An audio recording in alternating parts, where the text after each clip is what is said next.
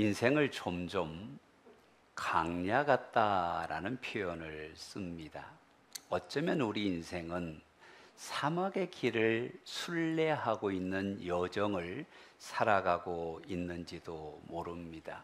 사막 같은 인생, 태양은 뜨겁고 발가락에 끼인 모래는 괴롭고 원하지 않는 모래 폭풍에 인생의 방향을 잃어버린 사람들이 더러 있습니다. 괴로운 인생 가운데 오아시스인 것 같은 그 달콤함을 꿈꾸며 갔지만 그것이 신기루처럼 사라질 때도 있습니다. 이렇게 광야를 걸어가는 인생은 가끔 이런 마음이 듭니다. 내가 제대로 인생을 살고 있는 게 맞을까? 내 인생 너머 그 어느 곳에 하나님의 약속의 땅에 있는 것은 맞는가? 이런 의구심이 들 때가 있습니다. 왜냐하면 사막의 길은 세상 사람만이 걷는 것이 아니라 모든 믿는 사람도 동일하게 걸어가는 길이기 때문에 그렇습니다. 여러분, 예수님을 믿는다고 해서 자동으로 푸른 초장이 펼쳐지는 것은 아니거든요. 오히려 더 깊은 계곡과 끝없는 사막이 펼쳐질 때도 있습니다. 그렇지만 저는 신자들은 차이가 있는 광야길, 사막의 길을 간다고 믿고 있습니다. 왜냐하면 세상 사람들은 지도를 보면서 길을 찾지만 신자들은 나침판을 보면서 방향을 결정하기 때문에 그렇습니다.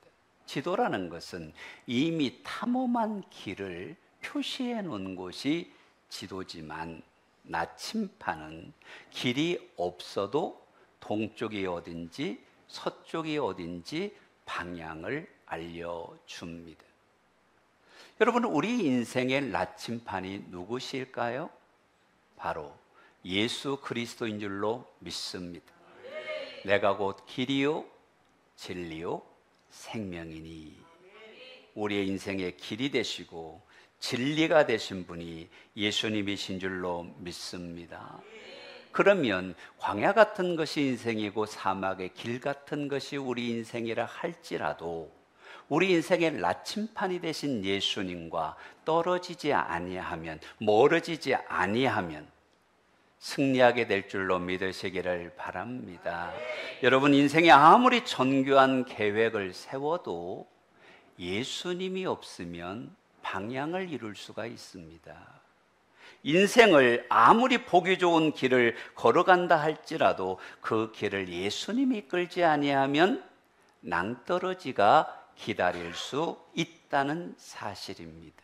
물론 하나님과 동행한다고 해서, 예수님을 믿는다고 해서 사막이 사라지는 것은 아닙니다. 그러나 주님 안에 있으면 그 사막을 헤쳐나갈 지혜를 주시고 사막을 이길 힘을 주시는 분이 우리 주님이시다. 네. 믿으시면 아멘. 네. 그래서 오늘 본문 4장 13절은 너희가 그리스도의 고난에 참여하는 것으로 즐거워하라. 아멘. 고난 중에 있느냐, 예수님 때문에 고난 받느냐, 염려하지 말고 즐거워하라. 네. 왜요? 광야 같은 인생의 고난은 끝이 아니라 하나님의 시작이 되고, 지금은 눈물이 있지만 우리 하나님은 나를 웃게 하시는 분이시다. 지금은 막막해도 영원한 동굴이 아니라 끝이 있는 터널이기 때문에 하나님을 바라보고 승리하자. 우리가 고난 중에 즐거워하기 위하여 첫째로 하나님의 자녀에게는 고난이 곧 영광의 문이 됨을 기억하십시다. 고난이 영광이 된다. 여러분, 인생이 쉽지 않아요. 참 어려운 일이 많습니다. 그래서 야고보는 인생을 여러 가지 고난이 있다라고 표현을 했습니다. 솔로몬은 날 때가 있으면 죽을 때가 있고 웃을 때가 있으면 울 때가 있다라는 참 인생의 철학을 보여줍니다. 우리가 고난을 겪다 보면 마음의 스트레스, 마음이 무너지고 몸이 약해지고 가정까지 흔들릴 때도 있습니다. 그런데 고난은 여러분 두 가지의 고난이 있다라는 것을 기억할 필요가 있습니다. 하나는 하나님이 주신 에덴 동산을 망친 자신 때문에 생기는 고난입니다. 15절 말씀 우리 함께 읽어볼까요? 너희 중에 누구든지 살인이나 도둑질이나 악행이나 남의 일을 간섭하는 자로 고난을 받지 말려니와. 아멘. 여러분, 살인을 하면 죄값을 치루어야 합니다. 도둑질을 하면 죄값을 치루어야 합니다. 이런 것 때문에 고난을 당하지 마라. 내 스스로 하나님이 명령하신 에덴 동산을 파괴해서 당하는 고난, 그건 대가를 지불할 수밖에 없는 것이다 라고 말합니다. 근데 오히려 오늘 베드로가 강조하는 고난은 여러분 신앙의 고난입니다. 사실 우리가 예수님을 믿으면 구원의 큰 기쁨이 역사하고 참 찬양하게 되고 감사하게 되고 어떤 때는 구름 위를 걷는 것처럼 참 신명나는 때가 많이 있습니다. 그런데 항상 그렇지는 않은 것 같아요. 힘들 때도 있고 시련을 겪을 때도 있고 마음이 낙심이 될 때도 있습니다. 그런데 오히려 그 고난은 나의 믿음을 점검해보는 기회로 삼아라라는 것입니다. 사람들은 시험을 겪을 때 반응이 매우 중요한 것인데 믿음의 반응보다는 좀 부정적인 반응이 많이 있습니다. 왜 하나님 살아계신데 이런 일이 있습니까? 하나님을 오해합니다. 하나님께 억울한 감정을 갖습니다. 그리고 어떻게든지 이 가운데 하나님의 뜻이 무엇이냐가 아니라 이게 좀 빨리 지나가면 좋겠습니다. 빨리 해결하면 좋겠습니다. 하나님 안의 고난을 받아들이는 것이 아니라 이것을 피하려고 하는 것이 사람의 본능입니다. 그런데 베드로는 12절과 13절에서 우리에게 말씀합니다. 사랑하는 자들아, 너희를 연단하려고 오는 불시험을 이상한 일 당하는 것 같이 이상히 여기지 말고 오히려 너희가 그리스도의 고난에 참여하는 것으로 즐거워하라. 이는 그의 영광을 나타내실 때에 너희로 즐거워하고 기뻐하게 하려 함이라. 아멘. 연단하려고 하는 불시험, 이걸 이상하게 여기지 말라고요. 이것을 어떻게 묵상해야 될까요? 여러분, 여름철에 에어컨 아래 있으면 시원하시죠? 편안하시죠? 근데 그게 꼭 건강에 좋을까요? 오히려 더워도 좀 땀 흘리고 뛰고 운동을 해야 오히려 건강에는 좋은 것입니다. 고난이라는 게 그런 게 아닐까요? 편안하게 해서 오는 게 고난은 아니거든요. 근데 오히려 그 고난 때문에 우리 인생을, 우리의 믿음을 건강하게 만들어 준다라는 것입니다. 사실 고난은 스트레스죠. 인생의 무거운 짐이 맞습니다. 근데 그 고난을 견뎌내고 이루어내는 결과물, 그것을 생각하느냐? 즐거워하라, 기뻐하라. 신앙인들에게는 이 고난이라는 무게가 십자가라는 버거움으로 다가올 때가 있습니다. 하나님, 이 십자가가 너무 무겁습니다. 이 사명이 너무 힘듭니다. 그러나 그 십자가를 져야 나를 부르신 소명의 삶을 살고 제자의 삶을 살고 그 십자가를 져야 생명이 있는 크리스찬의 능력이 나타난다. 그래서 주님, 이 고난이, 이 십자가가 하나님의 뜻을 이루는 은혜의 통로가 되게 하여 주시옵소서. 아멘. 이 베드로서 4장 12절을 메시지 성경에서는 이렇게 표현합니다. 친구 여러분, 사는 것이 참으로 힘들더라도 하나님께서 일하시지 않는다고 속단하지 마십시오. 오히려 그리스도가 겪으신 고난의 한가운데에 여러분이 있게 된 것을 기쁘게 여기십시오. 이 고난은 영광이 임박했을 때에 여러분이 통과해야 하는 영적 재련의 과정입니다. 여러분, 고난이 있어야 영광이 있습니다. 할렐루야. 여러분, 베드로가 이 고난을 예수님 때문에로 해석을 합니다. 고난은 독립된 사건이 아니라 나도 주님을 따르려는 믿음 때문에 당하는 고난이라면 주님의 십자가의 고난에 나도 함께 동참한다라는 것이지. 여러분, 예수님이 고난을 당하고 십자가에 못 박혔기 때문에 부활의 영광이 있는 줄로 믿으시죠? 여러분, 내가 당하는 이 고난 때문에 하나님의 영광에 동참하게 될 줄로 믿으시기를 바랍니다. 그래서 기뻐하라. 십자가의 고난은 기뻐하라. 믿음의 고난은 즐거워하라. 14절을 보세요. 너희가 그리스도의 이름으로 치욕을 당하면 복 있는 자로다. 영광의 영 곧 하나님의 영이 너희 위에 계심이라. 아멘. 신앙 때문에 당하는 고난이라면, 믿음 때문에 당하는 고난이라면, 그 이름으로 치욕을 당하면 하늘에 복이 있습니다. 신령한 복이 있습니다. 하나님의 영광이 임재합니다. 사도 바울이 이것을 간증하잖아요.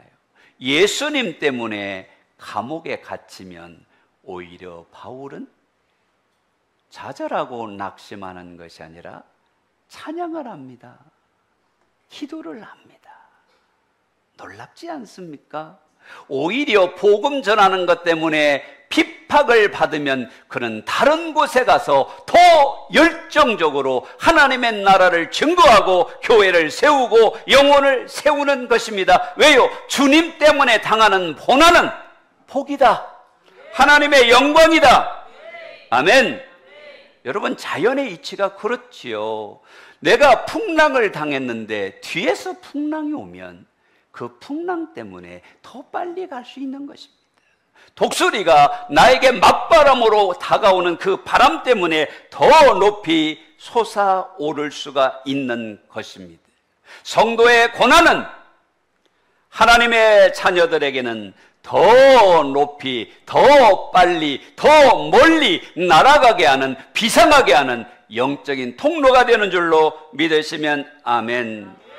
그래서 이 고난을 역설의 진리라고 말합니다. 우리는 순탄을 원하고 형통을 원하고 평안함을 원하는데, 세상은 고난을 피하고 싶어 하는데 하나님의 고난은 오히려 복이 되고 영광이 된다. 아멘.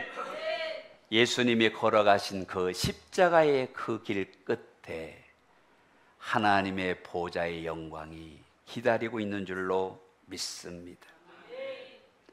그래서 로마서 8장 17절은 자녀이면 또한 상속자요 그리스도와 함께한 상속자니 우리가 그와 함께 영광을 받기 위하여 고난도 함께 받아야 할 것이니라. 아멘.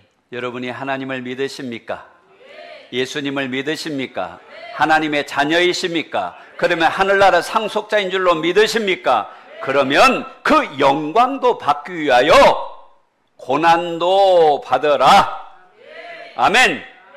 하나님의 자녀는 특권과 함께 책임도 있는데 영광의 특권이 있고 그 영광을 위하여 고난받아야 할 책임도 있다라는 것입니다. 어쩌면 예수님 믿는 것 때문에 고난을 받는다면 그것이 우리의 정체성일 수 있어요. 예수님을 안 믿으면 마귀가 건들지 않습니다. 영적으로 시험하지 않습니다. 하나님의 자녀니까 영적으로 터치하는 것입니다. 그때 하나님 말씀합니다. 그래, 네가 믿음의 자녀인 증거야. 하나님 상속자인 증거야. 그렇게 될 때 이 고난을 참아야 하는지, 왜 견뎌야 하는지, 아니면 회개해야 하는지 영적 분별력이 생깁니다. 삶의 중심이 하나님을 바라보게 되는 것이지요.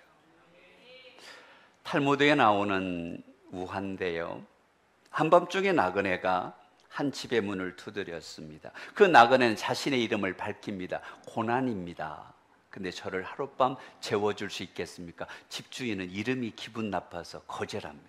근데 조금 있다가 또 다른 나그네가 와서 자기 이름을 밝힙니다. 저는 영광입니다. 하룻밤 묵고 갈 수 있겠습니까? 아, 웰컴. 그런데 영광이 말합니다. 저에게는 동생이 있는데 그 동생의 이름이 고난입니다. 고난과 함께라야 저는 선생님 댁에 들어갈 수가 있습니다. 고난을 받아들이지 못한 주인은 영광도 영접할 수 없다는 교훈입니다. 고난은 싫고 고난은 받기 싫은데 영광만 받겠다고 하는 많은 크리스찬들이 있습니다. 하늘의 복은 좋은데, 신령한 복은 좋은데 주님의 십자가는 싫다고 하는 자들에게 말하는 것입니다. 고난이 있어야 영광이 있다. 여러분, 고난 없는 영광 하나님이 말씀하지 않습니다. 주님을 따르는 십자가의 고난이 있어야 하늘의 영광이 있는 줄로 믿습니다. 여러분, 밤이 깊을수록 뭐가 가까울까요? 새벽이 가깝죠. 겨울이 아무리 추워도 무엇은 반드시 옵니까? 봄은 찾아옵니다. 예수님도 십자가의 고난을 당하셨기에 부활의 영광, 백보자의 영광, 만왕의 왕으로 높이 들리신 분이 우리 예수님이십니다. 그 하나님의 나라의 상속자로, 믿음의 아들로, 믿음의 딸로 살아가기를 원하는 성도들이여, 주님 때문에 당하는 십자가를 즐거워하라, 기뻐하라. 아멘.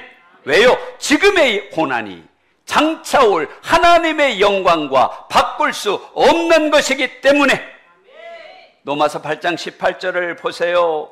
내가 생각하건대 현재의 고난은 장차 우리에게 나타날 영광과 비교할 수 없도다. 아멘. 지금의 고난은 장차 나타날 영광과 비교할 수 없는 줄로 믿으시면 아멘. 여러분, 18절을 다시 한번 보세요. 여기에 시제가 있습니다. 우리는 지금을 보지만 하나님은 영원을 보십니다.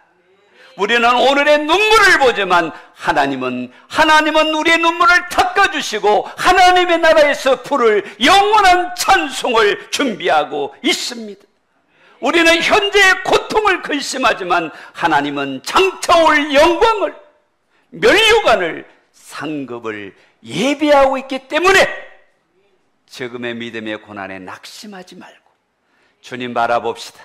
주님 사랑합시다. 주님 따라갑시다. 지금의 고통에 눌리지 마세요. 지금이 힘들수록 내일의 영광이 큽니다. 여러분, 지금 주님 때문에 눈물을 많이 흘릴수록 기쁨의 찬양이 크다, 이 말입니다. 그래서 오스왈드 챔버스가 주님은 나의 최고봉이라는 책에서 이런 말을 했습니다. 염려는 무의식적인 신성모독이다. 하나님을 의지하지 않기에 염려하는 것이고, 전능하신 하나님, 살아계신 하나님, 나와 함께 계신 하나님을 바라보지 않기 때문에 염려한다라는 것입니다.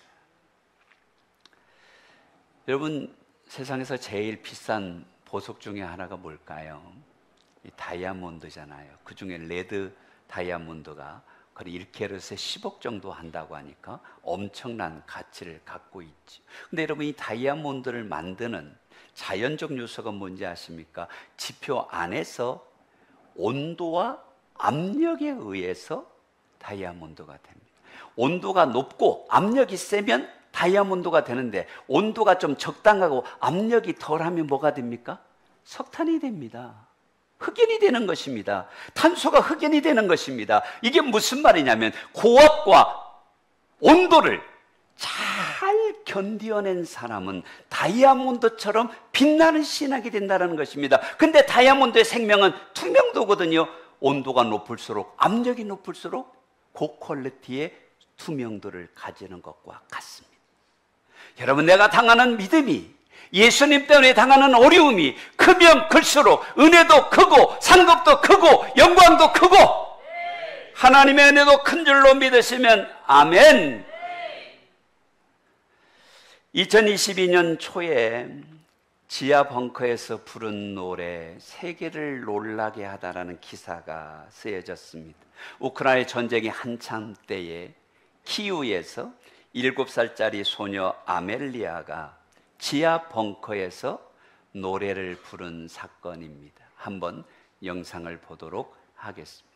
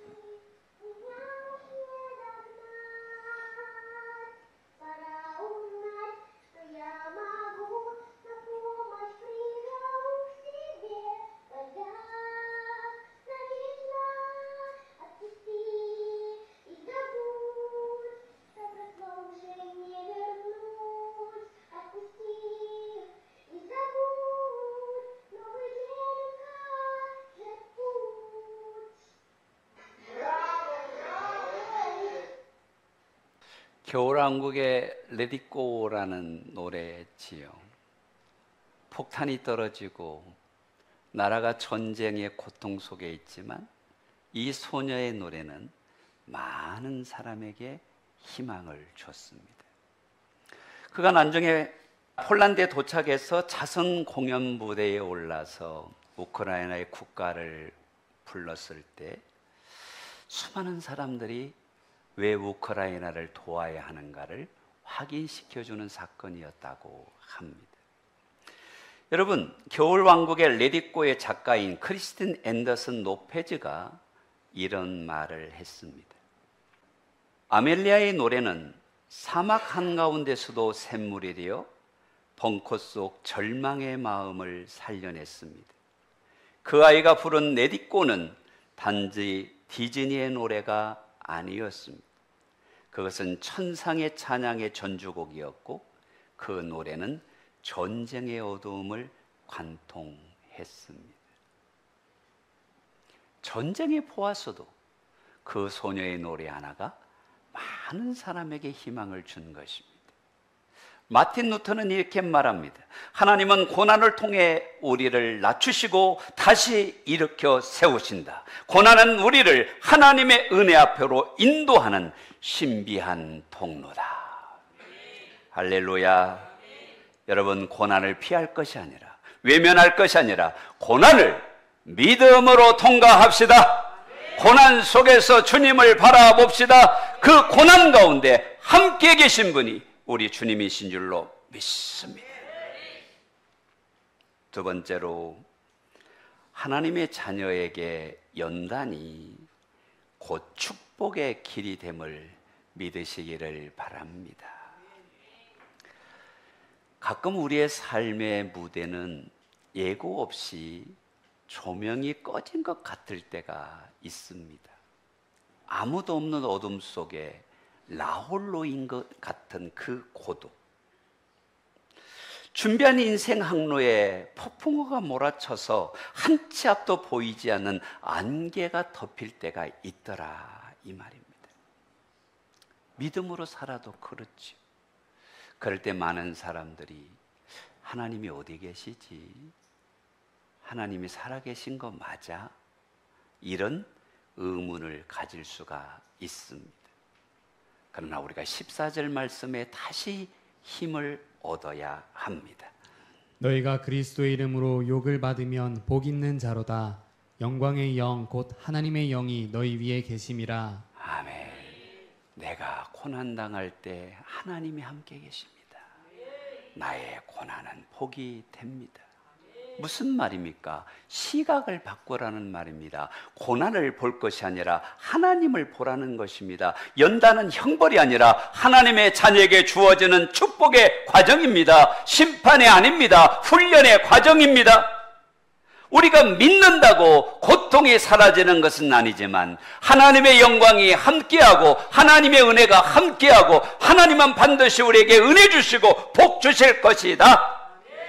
그래서 우리가 시험을 당할 때 하나님의 축복의 훈련장으로 받아들이면 그 순간은 더 이상 고통이 아닌 은혜의 시간표가 될 줄로 믿습니다. 그래서 디모데전서 4장 8절에 이렇게 말씀하시죠. 육체의 연단은 약간의 유익이 있으나 경건은 범사에 유익하니 금생과 내생의 약속이 있느니라. 아멘. 우리가 겪는 시련은 하나님이 우리를 쓰러뜨리려고 하는 게 아니라 세워주시고 붙잡아 주시고 자라게 하는 하나님의 손길로 믿으십시다. 그래서 J.I. 페이커가 이런 말을 했습니다. 그리스도인이 되었다고 해서 삶이 편해지는 것은 아니다. 오히려 그 반대다. 하지만 고난을 통과한 믿음은 시험을 통과한 진짜다. 여러분, 요즘 짝퉁이 많습니다. 우리 진짜가 됩시다. 진짜 크리스찬이 됩시다. 명품 신앙이 됩시다. 여러분, 불은 뜨겁지만 그 뜨거운 불은 불순물을 걸러냅니다. 용광로는 펄펄 끓어오르지만 그곳에서 금 같은 미련이 재련되는 것입니다. 여러분, 두려움을 넘어서면 내 안에 예수님의 인격이 빚어지고 예수님을 따라가게 되고 예수님을 닮아가게 되는 것입니다. 내가 당하고 있는 모든 연단이 하나님이 준비하신 축복의 시퀀스라는 것을 잊어버리시면 안 됩니다. 하나님의 은혜 아래 있습니다. 그렇게 되면 상처는 사명의 씨앗이 될 수 있고, 불안함은 하나님 앞에 엎드릴 기도의 통로가 됩니다. 하나님은 우리를 빚어서 귀하게, 존귀하게, 복되게, 영광스럽게 쓰기를 원하신다. 여러분, 힘드십니까? 포기하지 마세요. 하나님이 옆에 계십니다. 일어서십시오. 하나님이 붙들고 계십니다. 그래서 연단은 끝이 아니라 통로라는 것을 기억하셔야 됩니다. 연단은 막힘이 아니라 건너는 다리입니다.